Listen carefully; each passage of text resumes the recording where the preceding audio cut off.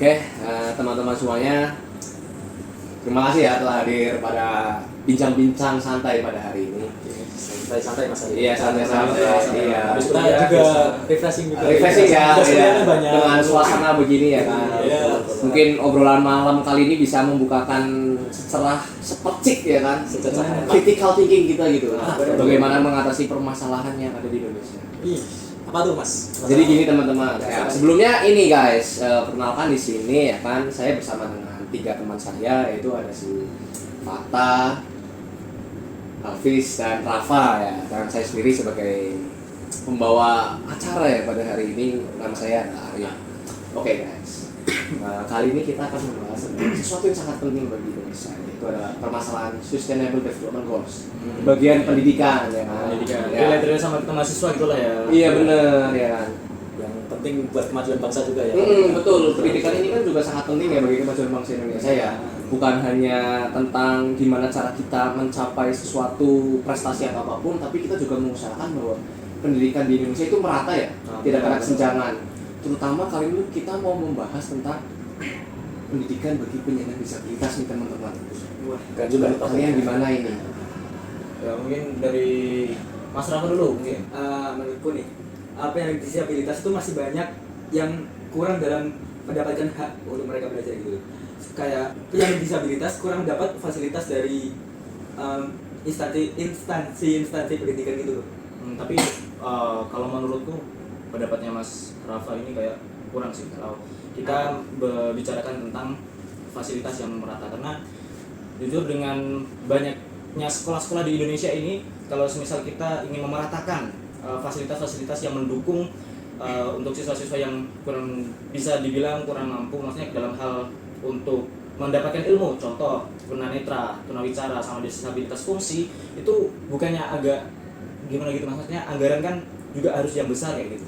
Gimana? Oke, gini Mas Hafiz. Kalau kita nunggu sampai anggaran kita itu berlimpah ruah, ini kita kapan nih negara majunya?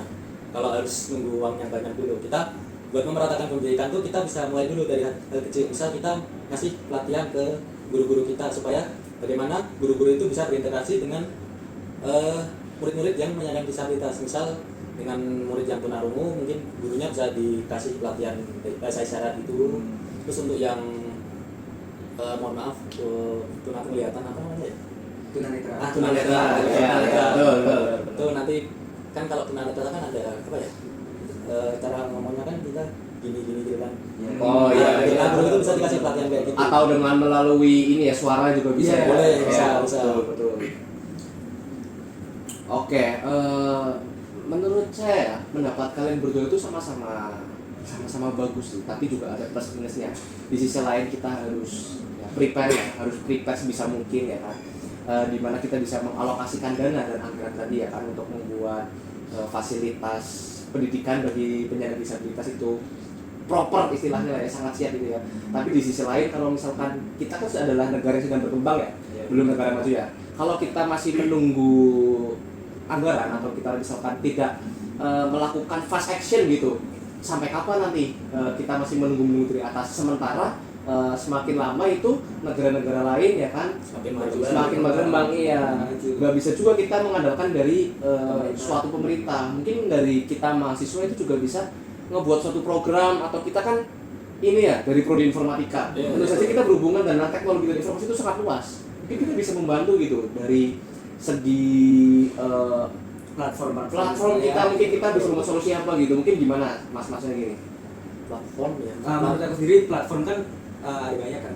Nah, dan disabilitas juga ada berbagai maksudnya berbagai jenis penyandang disabilitas gitu. Ada yang dari tunanetra, tunarungu dan lain sebagainya. Nah, mungkin salah satu caranya dengan membuat platform itu adalah salah satu dengan tunanetra tuh text to speech. Jadi tunanetra juga bisa ikut mendengar, belajar juga. Terus kemudian tunarungu itu bisa apa ya?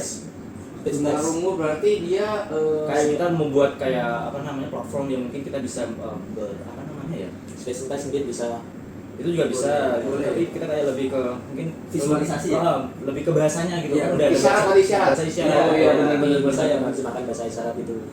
Kan juga kemarin sempat dilihat di kayak di reels Instagram itu kan banyak yang programmer udah mulai merancang tentang bahasa Isyarat. isyarat. Oh bener itu yang pakai Python itu ya, pakai Python di tangan saat keren banget ya, inovasi bagus iya. Inovatif banget. Tapi kalau kita udah buat platform nih, nah kita kan sebagai mahasiswa, gimana sih menurut Mas ini cara kita menyebarkan atau cara kita untuk mempromosikan bahwa ini tuh bisa dan meyakinkan kepada sekolah-sekolah atau instansi pendidikan ini tuh langkah terbaik, platform ini bisa digunakan. Nah itu bagaimana sih menurut Mas ini? Mungkin dari saya sendiri ya, dari Padang Indonesia itu untuk mengenalkannya. Ini kan kita kan targetnya nggak hanya mungkin hanya satu lingkungan ya, misalkan hanya Semarang saja atau misalkan hanya Pembalang saja gitu kan, hanya di Undip saja, pasti enggak kan. Kita kan mau memerata ya kan, yang pasti dari tengah sampai pinggir itu semua dapat ya kan. Iya betul. Mungkin pertama-tama kita bisa memanfaatkan sosial media ya kan, bisa memanfaatkan sosial media bahwa ada loh ya kan platform pendidikan ya bagi penyandang disabilitas, yang harapannya adalah para penyandang disabilitas ini entah yang di kota atau yang di pelosok sekalipun bisa mendapatkan akses pendidikan yang sama gitu. Nah, terus kita juga melalui ini ya, kayak apa sih namanya itu, program sosial namanya gimana tuh? Yang kayak Yang kayak datang ke tempat itu loh. Seminar. bakti sosial Apa ya? atau penyuluhan Penyuluhan ya, kita Iya. bisa penyuluhan mungkin kita bikin program ya kan, penyuluhan misal yang emang kita dilihat dari data dulu deh, mana nih daerah yang penyandang disabilitasnya siswanya paling banyak gitu kan ya. Mungkin kita bisa datang ke sana ya kan, kenalin platform kita, gimana cara kerjanya. Tentu saja dengan membawa tenaga pendidik juga ya kan, Betul, supaya kita tuh kayak dari tenaga pendidiknya dapat, siswanya pun dapat gitu. Betul. Kan karena itu disabilitas, tentu saja kita kan harus punya ya kan tenaga pendidik yang emang udah passion di bidang itu, udah kompeten di bidang itu. Dan juga kan kita mahasiswa juga pengen berkontribusi lah tentunya tentang pendidikan ini, biar ya yang kita ciptakan itu bisa bermanfaat lah untuk pendidikan di bangsa ini. Apalagi kita kan ada generasi emas juga kan. Target Jangan sampai generasi cemas. Cemas.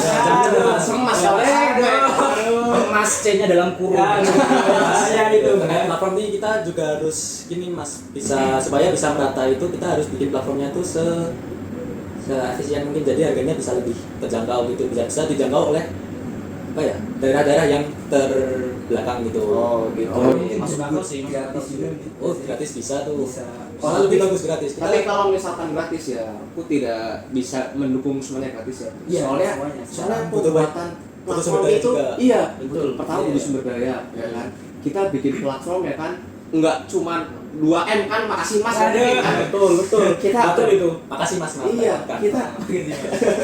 kita pertama butuh SDM yang buat ya, tentu saja ya kan. Atau misalkan yang buat tentu kita semua lah ya kan, mahasiswa informatika Undip gitu kan, kelas semangat.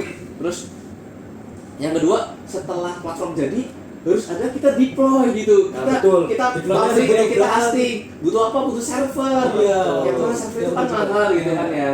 Belum juga kita butuh mentor-mentor nih yang berpengalaman di bidang tersebut, yang kompeten, yang bisa melatih para disabilitas. Jadi mungkin ya kalau misalkan mau gratis, kita juga harus bisa disubsidi oleh mungkin pemerintah Ya, atau iya sih. menggandeng pegawai swasta setempat gitu. Iya.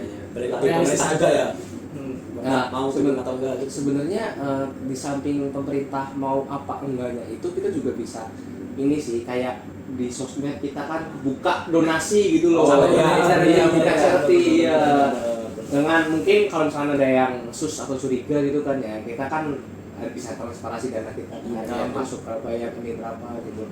Untuk meminimalisir yang sas tadi itu kan bisa kita dengan yang tadi menggandeng dengan instansi atau pihak-pihak swasta yang mungkin udah berpengalaman di bidang pendidikan, penyaluran kayak nanti platformnya ini kemana kayak gitu. Iya betul. Mungkin ide-ide tadi juga bisa kita ajukan di masa depan ya, kayak kita kembangkan gitu kan ya. Tentu saja idenya adalah partisipasi kita sebagai mahasiswa untuk mendukung sustainable development goals Indonesia, di mana pendidikan itu sangat penting gitu kan. Oke, mungkin terima kasih ya atas Sama-sama curahan dan bincang-bincang di masa ini. Makasih juga udah membuka insight baru buat saya. Mungkin sekian ya, terima kasih ya kan, semoga ini bermanfaat ya kan. Terima kasih semua, mohon maaf kalau ada salah kata. Bye bye. semuanya.